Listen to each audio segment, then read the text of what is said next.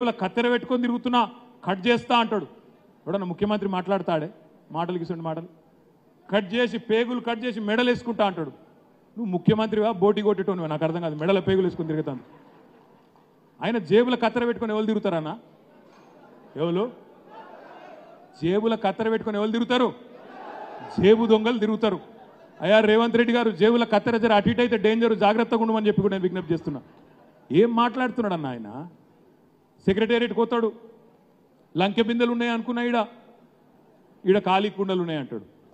లంకె బిందెల కోసం గడ్డపారలు పట్టుకొని తటపారలు పట్టుకొని నెత్తి మీద తువాల కప్పుకొని అర్ధరాత్రి ఎవరు తిరుగుతారన్నా? పచ్చి దొంగలు తిరుగుతారు. మరి ఈయన ఇదివరకు ఏం చేస్తున్నాడో నాకు తెలియదు, కానీ గిసంటోడు మన ముఖ్యమంత్రి అయిన మన కర్మానికి. నేను అంటున్నా ఇవాళ రేవంత్ రెడ్డి గారు, నీ డైలాగ్ ఉంది కదా, ఫేవరెట్ డైలాగ్, మొగోనివైతే గెలువు అన్నావు కదా. నేను అడుగుతున్నా రేవంత్ రెడ్డి గారు, మొగోనివైతే రైతులకు ఇచ్చిన మాట 2 లక్షల రుణమాఫీ చేసి చూపెట్టు అనే మాట నేను డిమాండ్ చేస్తున్నా. మొగోనివైతే ఆడబిడ్డలకు చెప్పినావు కదా, నెలకు 2,500 రూపాయలు ఇస్తా అని 1,67,00,000 మంది ఆడబిడ్డలకు ఆ పని చేసి చూపెట్టు. మొగోనివైతే ముసలవ్వకు ముసలయ్యకి ఇద్దరికి ఇస్తా, నెలకు 4,000 ఇస్తా అని చెప్పినావు కదా, ఆ పని చేసి చూపెట్టు. మొగోనివైతే కరెంటీ, మొగోనివైతే పాలమూరు రంగారెడ్డి ఎత్తిపోతల పథకానికి జాతీయ ప్రాజెక్టు హోదా తీసుకురా, గా పని చేయి. ఎంతసేపు సొల్లు పురాణం, అదే కేసీఆర్ని తిట్టుడు, 4 నెలలు అయితే కూడా ఇంకా అదే తిట్ల పురాణం తప్ప కొత్త మాట మాత్రం ఏం లేదు. దయచేసి నేను మిమ్మల్ని ప్రార్థించేది ఒకటే, మనం పొరపాటున కాంగ్రెస్ పార్టీకి ఓటేస్తే మనం ప్రజలకు చెప్పాలి, 2 లక్షల రుణమాఫీ చేయకపోయినా మాకే ఓటేసిండ్రు కాబట్టి ఎందుకు చేయాలి? చెయ్యడు. 10,000 పోయి 15,000 ఇస్తా అన్నాడు రైతులకు, ఇయ్యకపోయినా మాకే ఓటేసిండ్రు అన్నప్పుడు ఎందుకు ఇయ్యాలి? ఇయ్యడు. 4,000 ఇస్తా అన్నాడు ముసలోళ్లకు, ఇయ్యకపోయినా నాకే ఓటేసిండ్రు కాబట్టి నేను ఇయ్య అంటాడు. ఆడబిడ్డలకు 2,500 రూపాయలు ఇస్తా అన్నాడు, ఇయ్యలేదు, ఇయ్యకపోయినా నాకే గుద్దిండ్రు కాబట్టి రేపు ఇయ్య అంటాడు. ఏమంటాడు రేపు? కేసీఆర్ మొత్తం నాశనం చేసి పోయిండు, నాకు ఇచ్చే పరిస్థితి లేదుగా, ఇక వచ్చే ఎలక్షన్లో చూసుకుంటా, అప్పటిదాకా నేను ఇయ్య అని చెప్పేస్తాడు. ఇది పక్కా రాసి పెట్టుకొని. ఇంకొక మాట కూడా ఇక్కడికి వచ్చిన మా సోదరులను కూడా నేను ఆలోచించమని కోరుతా ఉన్నా. మా తమ్ముడు ఉత్తగానే చెప్పలే కార్తిక్ రెడ్డి, కాంగ్రెస్ బీజేపీ కలిసి పనిచేస్తున్నాయనే మాట. ఈ మాట చెప్తే కొద్ది గమ్మత్ అనిపిస్తుంది, నిజమా అనిపిస్తుంది, కానీ ఏం జరుగుతుందో చూడండి. రాహుల్ గాంధీ ఉన్నాడు పైన ఢిల్లీలో, రాహుల్ గాంధీ ఏమో ఆయన పాపం నడుస్తున్నాడు ఏదో జోడో జోడో యాత్ర అని. ఆ జోడో యాత్రలో రాహుల్ గాంధీ అంటున్నాడు చౌకీదార్ చోర్ హై అంటాడు. చౌకీదార్ అంటే వాళ్ళు చౌకీదార్ చోర్ హై అంటాడు రాహుల్ గాంధీ. మన రేవంత్ రెడ్డి గారు ఏమంటుండు? హమారే బడే బాయ్ హై నరేంద్ర మోడీ. ఆయననేమో చోర్ అంటాడు, ఈయన బడే బాయ్ అంటాడు. అంటే వీళ్ళు దొంగలు కాబట్టి బడే బాయ్ చోటే బాయ్ ఏమో నాకు తెలియదు, కానీ బడే బాయ్ అంటాడు. ఆయననేమో రాహుల్ గాంధీ అదానీ ఫ్రాడ్ హై అంటాడు, అదానీ అంటాడు దొంగ ఫ్రాడ్ అంటాడు. రేవంత్ రెడ్డి గారు ఏమంటున్నారు? ఫ్రాడ్ నహీ హై, అదానీ హమారే ఫ్రెండ్ హై, అదానీ హమారే దోస్త్ హై. ఆయన అంటాడు Rahul Gandhi Gujarat model fake model హై, గోల్మాల్ మోడల్ హై అంటాడు. ఈయనేమంటుండు?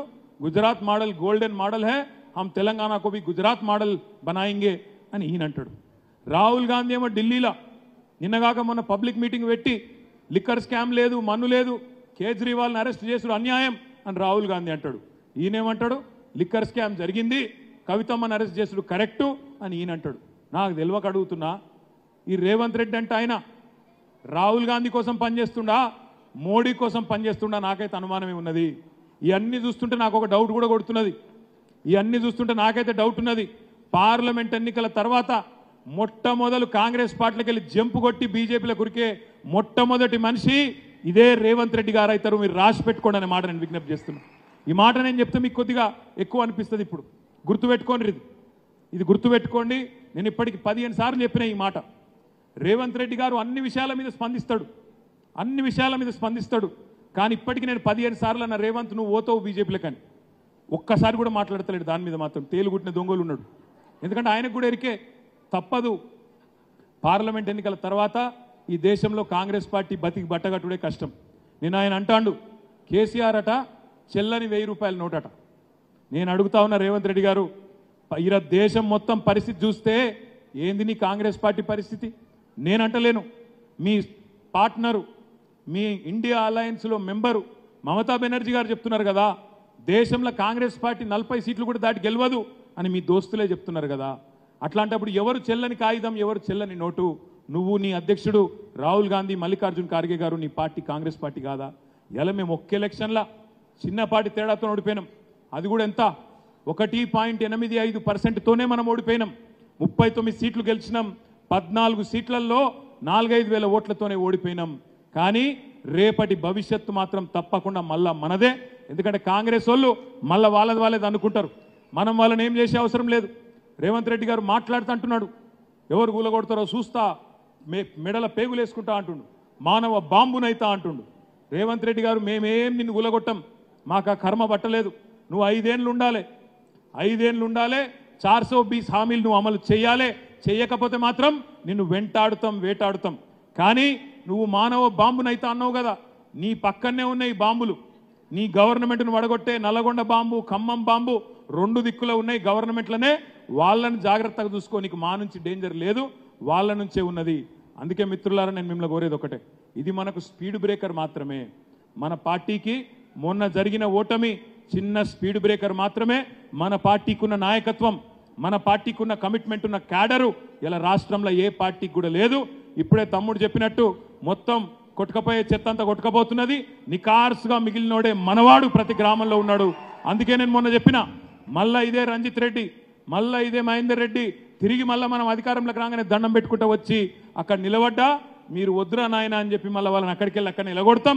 మీతోనే ఉంటాం, నికార్సైన నాయకులతో, నికార్సైన కార్యకర్తలతోనే ఉంటామనే మాట కూడా విజ్ఞప్తి చేస్తూ, నిలబడ్డది జ్ఞానేశ్వర్ గారు కాదు, నిలబడ్డది జ్ఞానేశ్వర్ గారు కాదు, చేవెళ్లలో నిలబడ్డది కేసీఆర్ గారు. మీరే అనుకోండి, ఆ కసితోని ఆ కమిట్మెంట్తో పనిచేద్దాం. నిలబడ్డది మనమే అనుకుందాం, మనమే అనుకొని గట్టిగా పనిచేద్దాం. అవతలోడు విశ్వేశ్వర్ రెడ్డి, ఆయనకు రాముడు ఉన్నాడు అని చెప్పుకోవచ్చు, ఈయనకు రేవంత్ రెడ్డి ఉన్నాడు, రాహుల్ గాంధీ ఉన్నాడు అని చెప్పుకోవచ్చు. కానీ మనకు మన కేసీఆర్ ఉన్నాడు, మన తెలంగాణ ఉన్నది.